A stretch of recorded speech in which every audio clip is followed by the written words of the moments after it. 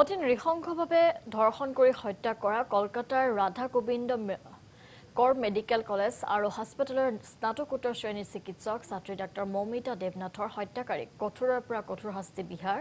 দাবী জনালে গহপুৰৰ তেলেনী গাঁৱৰ ৰাইজেও নিশা হাতে হাতে কেণ্ডেল লৈ প্ৰায় 2 কিলোমিটাৰ মৌন সমদল উলিয়াই গাঁওখনৰ ৰাইজে হাতে হাতে মমবাতি লৈ মৌমিতা দেৱনাথৰ অভিযুক্তক ফাঁচি দিয়াৰ আহ্বান জনাই গহপুৰৰ ৰাইজে মৌন সমদল উলিয়াই মৃত চিকিৎসক মৌমিতা দেৱনাথক শ্ৰদ্ধাঞ্জলি জ্ঞাপন কৰে গাঁওখনৰ ৰাইজে